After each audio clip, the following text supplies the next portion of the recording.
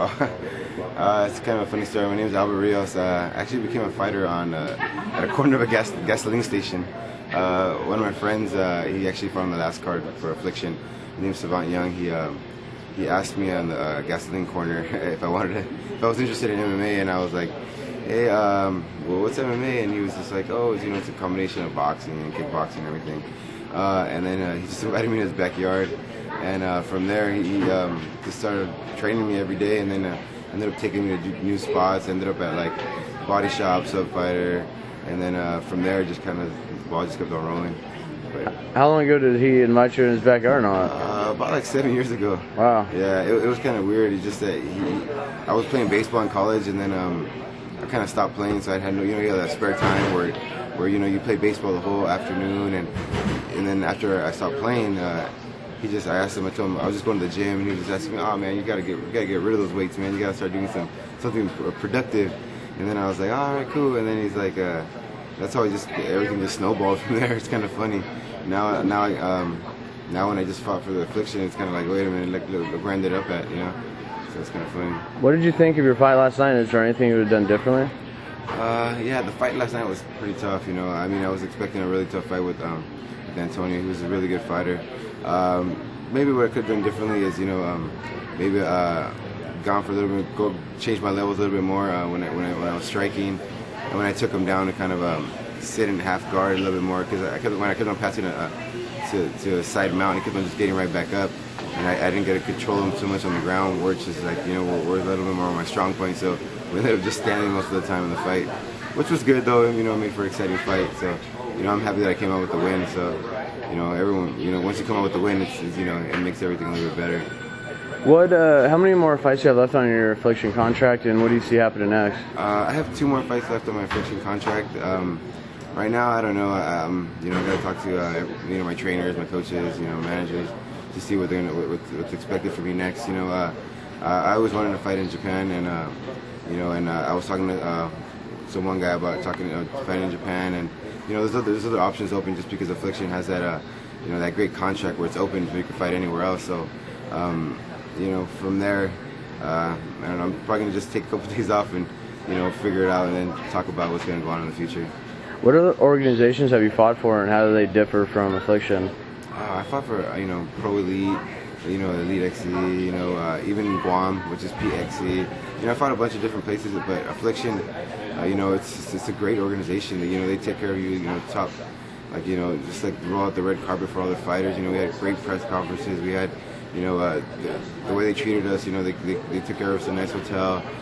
They just treated the fighters really good, which I really liked, and I was really impressed by the way they just took care of all the fighters. They handled the fight really well. The fight actually went off really well. I had a fight, the second fight of the night, which was, when I came outside, it was kind of empty. But once the big fight came along, the stands were filled. So. Did you get anything about your fight was one of the best fights tonight, or? No, I just every time everyone that comes up to me is like, "Hey man, you had a war in there, huh?" And I was like, "Yeah, I did have a war." So that's pretty much it. Because it was kind of a close battle between me and him, because he knocked me down the first round. So, but I just get it from everyone, man, you had a war, and I was like, yeah, it was a war. And I mean, I'm kind of walking kind of a little crooked right now. So, but I enjoy it. When you have a war, that means everyone kind of appreciated the fight. Does Affliction have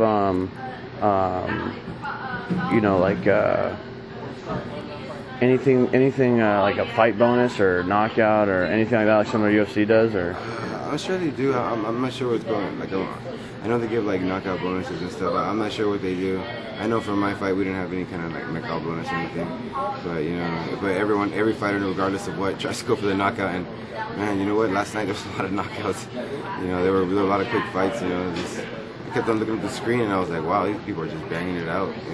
So I was really impressed with the fights they had last night. Fedor Belfort, Matt Lindland. I was really when I saw Fedor Belfort in the back, and he came out there and just took it to Matt Lindland. It was only a couple seconds, but he caught him really good. Did you think that Doc Hamilton waited too long to stop that fight?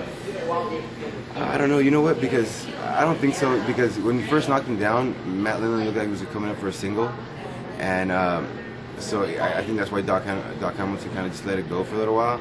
But then once he got inside mount, he was pounding him out. Then he kind of should have stepped in a little bit right there. But it's kind of hard because the controversy always hits where if you stop it too early, you don't let them recover, and then everyone starts getting mad. So, but it is what it is, and great job, Fedor Belfort, and I'm sorry what happened with Madeline. I'm just glad he was walking around and he's okay. And did like Affliction make shirts for you? Did you have like that honor of having the shirt made? Shirts to go out to the ring. Can you show us your shirt? It's in right here. I don't know if you want one. I don't know what size you wear. I'd love to, dude. That'd be cool. I don't know what size you wear, but you only have a. We have like 2X, like, because Affliction shirts are kind of tight. I'd wear a 2X. 2 double X's. I'd wear triple it. X's. Oh, that's cool. Here, man. I'll give you 2. Oh, sweet. I'll give it to my friend, dude. No problem. Thank man. you so much, no man. Problem, man. Yeah. These things are so fucking expensive. But dude, tell me, man. I can't afford it, dude. Yeah. Dude, you're a fighter, dude. Imagine me. I'm the guy from the fucking camera interviewing you. Yeah, dude, but I can't afford the shirts, man. But you know what? They're cool shirts, and but for me to go buy like $80 shirt, I can't do it, dude. I just can't. That's I'd rather spend that on something else. But Affliction makes cool shirts. That's why like when I was walking around with the box, dude, they just like everyone was like, hey, can I get a shirt? And I was like, yeah, sure, man, yeah, sure. That's cool. Yeah. And like, is there anybody that you would like to fight in particular next, or is there anything that you want to do in your career that is a goal or a dream or an aspiration, a specific opponent? I don't have a specific opponent, but my aspiration is to just keep on going and seeing how fight whoever they put in front of me and train hard for whoever they put in front of me, and and from there I'm just gonna keep on going because I don't have a particular opponent set in mind, but whoever they put in front of me, I'm gonna fight. And that's about it. And I saw in like one of the previews, like you're one of the top ranked fighters in Mexico. Yeah.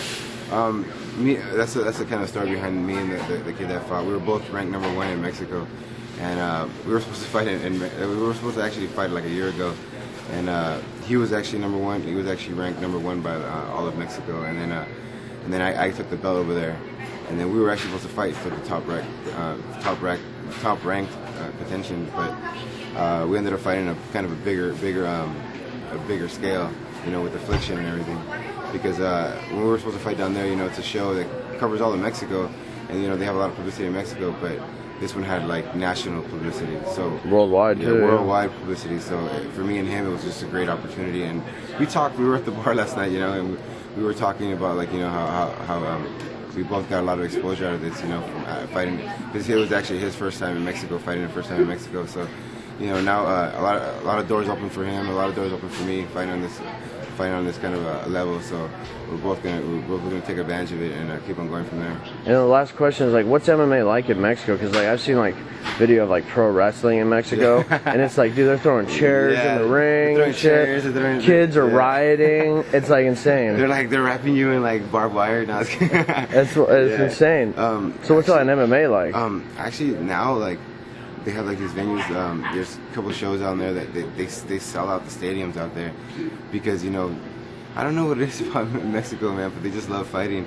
So they have these particular fight nights, and they have these shows out there, and they just sell out, And then I actually fought in Guadalajara, which is down there, and I was figuring, like there's not gonna be that many gyms down there, but I figured out like there's a lot of Brazilians that moved down there, and they're trying to start MMA gyms and. Like now there was a lot of gyms branching out, and then in TJ there was a lot of gyms growing up over there, and then everyone was talking about it, and then they have certain channels out there that just play MMA, kickboxing, and boxing 24 hours out of the day, so they get a lot of exposure to it, and I think that's what's going on over there. Like they're just, for the last 7 years they've just been growing up, and I think they're just growing, and you're gonna see a lot of fighters coming out from Mexico, making it a little bit bigger. How's like the popularity of pro wrestling in Mexico compared to the popularity of MMA? Oh, you know what? That's funny because the last time I fought in Mexico, which is a show called Cage of Fire, on Friday night they had a wrestling match, and it was sold out. And then Saturday night they had that MMA fight, and it was sold out. So and then people at the pro wrestling, like they ended up like buying tickets for the MMA fights because they just love to see fights, I guess, for some reason. Do they charge more for MMA in Mexico? No, actually for MMA in Mexico, I think it's only like $25. Ringside is like $35. And what's the ringside of pro wrestling in Mexico like? Ringside, I think it's like $40. $40 bucks. He's not even that bad, yeah. So yeah. That's probably the reason why the sold out crowd over there. So you're like you're like on a level of like a De La Hoya in Mexico with MMA fighters, or what? Actually, you know what? Antonio is probably almost at that level, like popularity-wise in Mexico, because you know, I have a lot of family out there in Mexico, and they're like, "Hey, wait a minute, are you fighting Antonio?" And they're like, "Oh man, don't do it. He's good." And I was like, "Oh man, what is that saying about me?"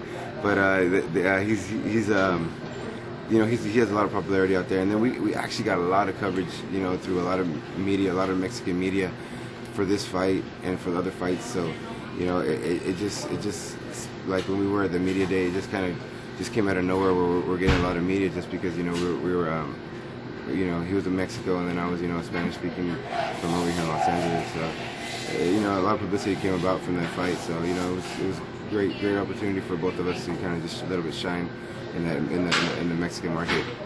Cool. Thank you very much for the interview. Oh, no problem, man.